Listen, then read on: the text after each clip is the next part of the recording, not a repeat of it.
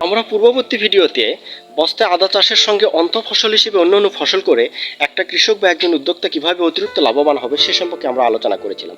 আজকে আমরা আলোচনা করব পরিত্যক্ত বা অব্যবহৃত জায়গায় আপনি কি করে বস্তায় আদা চাষ করবেন এবং সেখান থেকে লাভবান হবেন।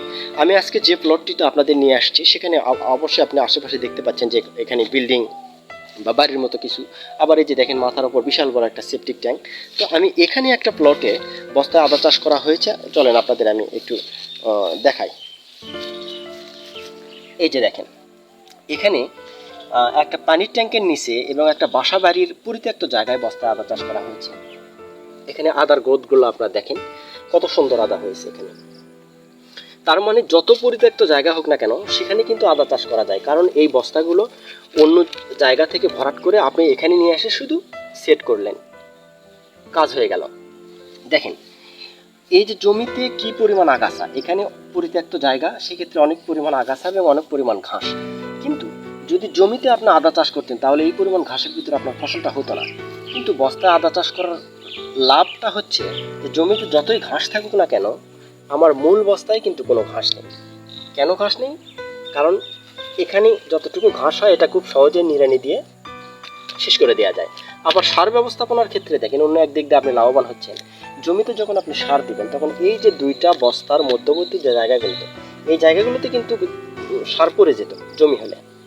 কিন্তু বস্তায় আদার ক্ষেত্রে হয় কি, যে একবারে আপনি যখন বস্তায় মাটি সহকারে সার ভরাট করবেন তখন দ্বিতীয়বার আর সার দেওয়ার কোনো প্রয়োজন হয় না। সেক্ষেত্রে জমিতে সার ব্যবহারের সময় যে পরিমাণ সার নষ্ট হয়ে যায়, বস্তা আদার ক্ষেত্রে সার নষ্ট হওয়ার পরিমাণ নেই বললেই চলে বা থাকে না। আবার জমিতে আদা চাষ করলে এই যে পরিমাণ আগাছা, এই আগাছাগুলো পরিষ্কার করতে গেলে আপনার একটা নিড়ানি খরচ আসবে, কিন্তু বস্তায় আদা চাষ করলে এই নিড়ানি খরচটা থাকে না। এবং যে কোনো জায়গায় বস্তাটা ভরাট করে আপনার যত পরিত্যক্ত জায়গা হোক না কেন সেই পরিত্যক্ত জায়গায় আপনি সেট করে আপনি ভালো ফলন পেতে পারেন। তো এই যে বাসা বাড়ি আশেপাশে আপনারা দেখতে পাচ্ছেন এটা একটা বিল্ডিংয়ের পরিত্যক্ত জায়গা, সেখানে কিন্তু এই প্লটে বস্তায় আদা চাষ করা হচ্ছে। অব্যবহৃত একটা জমি, এখানে প্রচুর পরিমাণ আগাছা, তারপরে আমার মূল ফলনের কোনো সমস্যা হচ্ছে না। আপনি দেখেন খুব সুন্দর ফলন হয়েছে এখানে।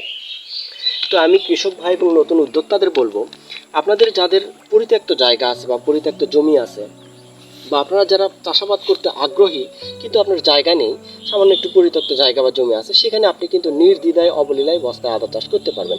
যদি আপনার জমি থাকে ভালো কথা, আলহামদুলিল্লাহ, সেখানে আপনি আদার সঙ্গে অন্তঃফসল বা সাথী ফসল হিসেবে অনেক কিছু চাষাবাদ করতে পারবেন।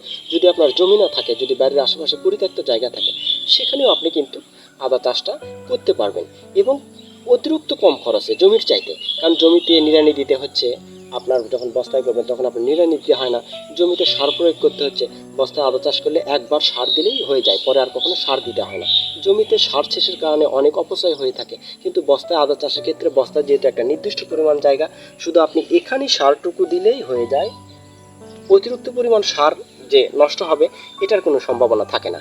আবার যেহেতু আদাটা 30 থেকে 35% বা তার অধিক পরিমাণে ক্ষেত্র বিশেষে ছায়া পছন্দ করে, সুতরাং আপনি বিল্ডিংয়ের আশেপাশে, বিল্ডিংয়ের নিচে, পরিত্যক্ত জায়গায়, বাঁশ ঝাড়ে, কবরস্থানে, যে কোনো জায়গায় আপনি আদাটা অবলীলায় চাষ করতে পারবেন। সেক্ষেত্রে আমি পরামর্শ দিব বলতে পারেন নতুন উদ্যোক্তা বা নতুন কৃষি নিয়ে আগ্রহী ভাই বোনদের, তারা তাদের পরিত্যক্ত জায়গায় ফসল চাষাবাদ হিসেবে আদাটাকে নির্বাচন করতে পারেন। কারণ আদা অল্প পরিশ্রমে, অল্প খরচে অধিক পরিমাণে ফলন পাওয়া যায় এবং বাজারে সাম্প্রতিক সময় আপনারা দেখতে পাচ্ছেন যে 200 থেকে 250 টাকা কেজি আদা।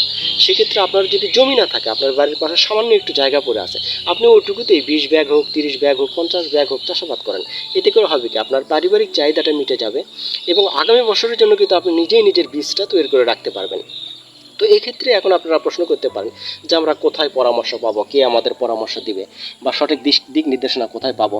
তো আজকের ভিডিওতে আমি আপনাদের সুবিধার জন্য ভিডিও ডিসক্রিপশনে বস্তায় আদা চাষ সম্পর্কিত বই বা বুকলেটটা আমি দিয়ে রাখবো কমেন্ট বক্সে।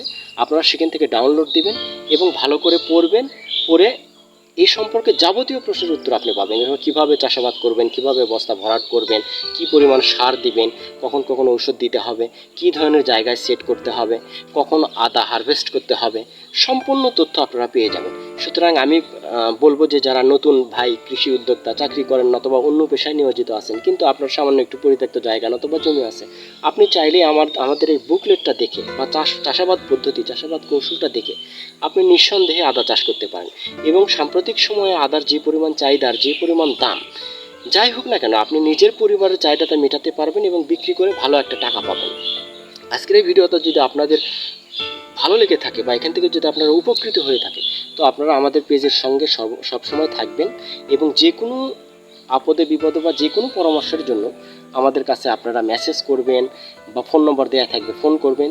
বস্তায় আদা চাষ সম্পর্কিত সংশ্লিষ্ট বিজ্ঞানীর সঙ্গে আপনাদের যোগাযোগ করে দেওয়া বা আপনাদের প্রশ্নের সঠিক উত্তর দিতে যতটুকু তথ্য দিতে হবে আপনাদের, সেটা আমি বা আমরা দেব। ধন্যবাদ সবাইকে। আল্লাহ হাফিজ।